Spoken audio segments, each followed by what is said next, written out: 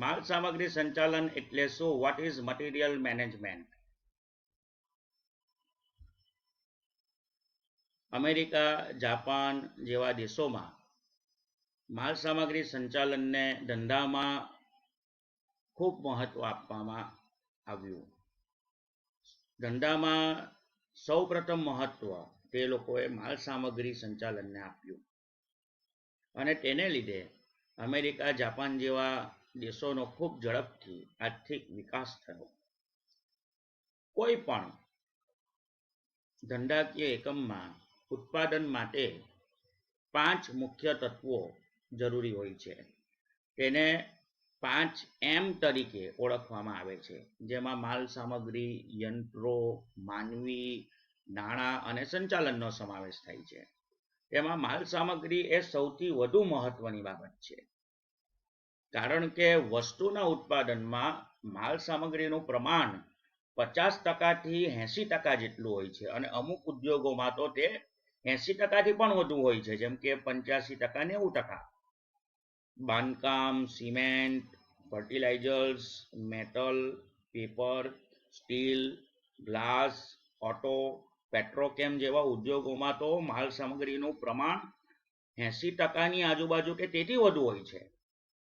જો તમે વેચાણમાં વધારો કરીને નફો ન વધારી શકતા હોય તો તમારી પાસે આ એક સરસ યુક્તિ છે કે પ્રયુક્તિ છે. તમે માલ સામગ્રી ખર્ચમાં બચત કરીને નફામાં વધારો કરી શકો છો.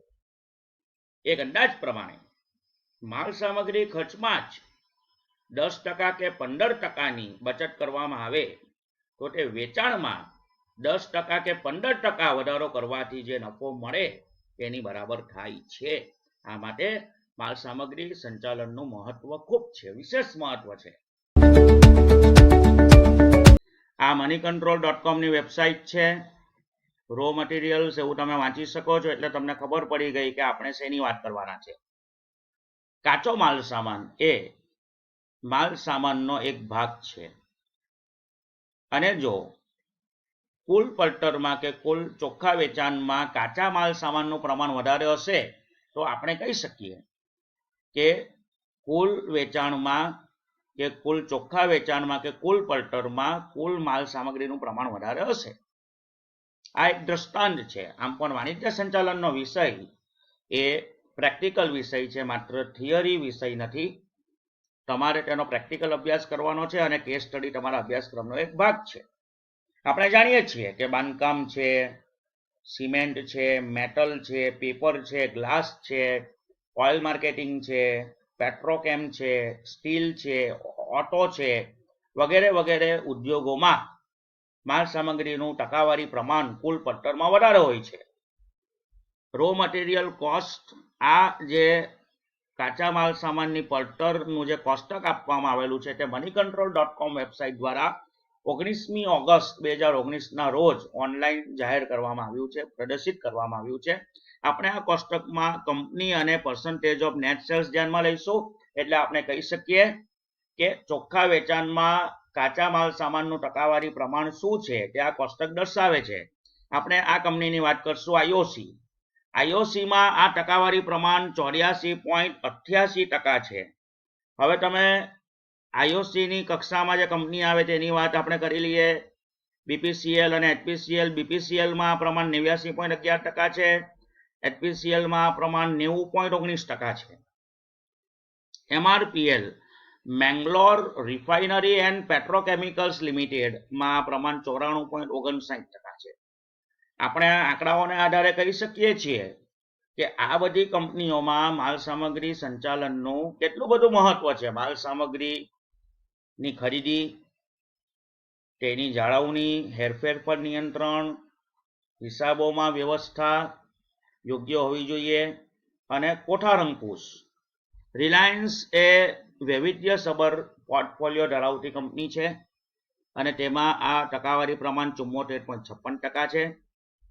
મારુતિ સુઝુકી એ મોટર કાર ઉત્પાદક કંપની છે, તેમાં પ્રમાણ 70.29% છે. ટાટા મોટર્સ પણ ઓટો ઉત્પાદક છે, તેમાં પ્રમાણ 73.14% છે. એમએનએમ જે ટ્રેક્ટર બનાવતી મહત્વની કંપની છે, ટ્રેક્ટર બનાવતી, ટ્રેક્ટરનું ઉત્પાદન કરતી મહત્વની કંપની છે. તેમાં પ્રમાણ 71.72% છે. હીરો મોટોકોર્પ કે જે 2 વ્હીલર્સ ઓટો સેક્ટરની કંપની છે, તેમાં પ્રમાણ 69.62% છે. સ્ટીલ JSW સ્ટીલમાં પ્રમાણ 56.64% છે. તો આપણે આ આંકડાઓ જોઈ શકીએ છીએ, તમે પણ સ્ક્રીન ઉપર જોઈ શકો છો. રાજેશ એક્સપોર્ટ્સમાં આ પ્રમાણ 98.18% છે. રાજેશ એક્સપોર્ટ એ ભારતમાં ગોલ્ડ રિટેલર કંપની છે કે જે ગોલ્ડ અને જ્વેલરી રિફાઇન્સ કરે છે, ડિઝાઇન્સ કરે છે અને તેનું વેચાણ કરે છે, અને તેમાં આ પ્રમાણ 98.18% છે. અન્ય કેટલીક મહત્વની કંપનીઓમાં ફટાફટ આપણે જોઈ લઈએ. હિન્ડાલ્કો માં આ પ્રમાણ 59.24% છે. ટાટા સ્ટીલમાં આ પ્રમાણ 35.60% છે. બજાજ ઓટોમાં આ પ્રમાણ 73.76% છે. અશોક લેલેન્ડ માં પ્રમાણ 71.63% છે. FMCGની જે મહત્વની કંપની છે, મલ્ટીનેશનલ કંપની હિન્દુસ્તાન યુનિલિવરમાં આ પ્રમાણ 46.99% છે. ITCમાં આ પ્રમાણ 39.11% છે. એવન્યુ સુપરમાર્કેટ ડીમાર્ટમાં આ પ્રમાણ 85.26% છે. મહત્વની કંપનીઓમાં તમે જોઈ શકો છો ટાઇટન કંપનીમાં આ પ્રમાણ 73.62% છે. TVS મોટરમાં આ પ્રમાણ 76.41% છે. PTC India power trading corporation of ઇન્ડિયામાં આ પ્રમાણ 94.88% છે. લાર્સન એન્ડ ટુબ્રોમાં આ પ્રમાણ 12.26% છે. ઓછું છે, સારી વસ્તુ છે. MRF ટાયર સેક્ટરની કંપની છે, જેમાં આ પ્રમાણ 63.14% છે. એપોલો ટાયર્સ તમે જુઓ જેમાં આ પ્રમાણ 66.04% છે. PC જ્વેલરમાં આ પ્રમાણ 93.07% છે. ઓર્બિન્દો ફાર્મામાં આ પ્રમાણ 51.91% છે. બ્રિટાનિયા મલ્ટીનેશનલ FMCG સેક્ટરની કંપનીમાં આ પ્રમાણ 60.18% છે. તમે આ બધી કંપનીઓ જોઈ શકો છો અને એમાં તમે આ ટકાવારી પ્રમાણ ચોખ્ખા વેચાણમાં કાચા માલ સામાનનું ટકાવારી પ્રમાણ તમે જોઈ શકો છો. આઈસર મોટર્સ તમે ખૂબ પરિચિત છો આ કંપનીથી, જેમાં પ્રમાણ 53.42% છે. જે કે ટાયર એન્ડ ઇન્ડસ્ટ્રીમાં આ પ્રમાણ 67.83% છે. તો આટલી ઊંચી જ્યારે ટકાવારી હોય ચોખ્ખા વેચાણમાં કાચા માલ સામાનની ટકાવારી જો આટલી ઊંચી હોય એટલે માલ સામગ્રીની ટકાવારી પણ ઊંચી હોવાની. એથી તમને માલ સામગ્રી સંચાલનનું મહત્વ શું છે તે સમજાશે. માલ સામગ્રીને ગુજરાતીમાં અન્ય રીતે જો જોઈએ, સાંકેતિક રીતે ગુજરાતીમાં તો દ્રવ્ય તરીકે ઓળખવામાં આવે છે. વપરાશમાં આવતી કે કોઈ કાર્ય કરવા માટે ઉપયોગી થતા સાધન તરીકે વપરાતી બધી જ જડ વસ્તુઓને માલ સામગ્રી કહેવામાં આવે છે. માલ સામગ્રી કોને કહેવાય તેની આપણે વાત કરીએ છીએ. બધા જ જડ પદાર્થો કે જેના ઉપયોગ દ્વારા કંઈ નવું બનાવી શકાય છે કે જેનો ઉપયોગ થાય છે તેને માલ સામગ્રી કહેવામાં આવે છે. આ અર્થમાં જો આપણે ઉદાહરણ જોઈએ તો લાકડું તથા લોખંડમાંથી ફર્નિચર બને છે, તેથી લાકડું અને લોખંડ એ માલ સામગ્રી કહેવાય. માલ સામગ્રી એ ધંધામાં વિશાળ અર્થમાં ઉપયોગમાં લેવાતો શબ્દ છે અને તેમાં કાચા માલનો સ્ટોક, પ્રક્રિયામાં રોકાયેલા માલનો સ્ટોક, અર્ધ તૈયાર માલનો સ્ટોક, તૈયાર માલનો સ્ટોક, સ્પેર પાર્ટ્સ વગેરેનો સ્ટોક, યંત્રોની મરામત માટે જરૂરી ઓઇલ, ગ્રીસ વગેરે અને અન્ય પરચુરણ ચીજ વસ્તુઓનો તેમાં સમાવેશ થાય છે. માલ સામગ્રી સંચાલન એટલે માલ સામગ્રી વિષયક નીતિઓનું ઘડતર કરવું. માલ સામગ્રી વિષયક નીતિનું ઘડતર કરવું એટલે માલ સામગ્રી સંચાલન. અન્ય સંચાલનની જેમ માલ સામગ્રી સંચાલનમાં પણ નિર્ણયો લેવામાં આવે છે અને માલ સામગ્રી સંચાલનમાં તમે જોઈ શકો છો એ વિષયો સંદર્ભે, એ બાબતો સંદર્ભેના નિર્ણયો લેવામાં આવે છે. જેમ કે હાથ પર રાખવાના માલ સામગ્રી સ્ટોકની લઘુત્તમ સપાટી અને ગુરુત્તમ સપાટી, વર્દી જથ્થો, પ્રાપ્તિ સ્થાન, ખરીદીનો સમય, ગુણવત્તા, કિંમત, સંગ્રહ અને જાળવણી, હેરફેર અને સમય મર્યાદા પર અંકુશ, કોઠાર અંકુશ, માલ સામગ્રી સંચાલનના હેતુઓની સિદ્ધિઓ માટે માનવ પ્રાપ્તિ અને કૌશલ્ય વગેરે. માલ સામગ્રી સંચાલનમાં સૌ પ્રથમ તો પેઢીએ, ધંધાએ અને ધંધામાં જવાબદાર વ્યક્તિએ એ નક્કી કરવું પડશે કે કઈ વસ્તુઓની કેટલા પ્રમાણમાં જરૂર છે. ત્યારબાદ જરૂરી માલ સામાનના પ્રાપ્તિ સ્થાનો શોધવા પડશે. ત્યારબાદ યોગ્ય પ્રાપ્તિ સ્થાનેથી માલ સામગ્રીની ખરીદી કરવી પડશે. ત્યારબાદ તેનો સંગ્રહ, તેની જાળવણી, તેની આંતરિક હેરફેર સંભાળીને કરવી પડશે.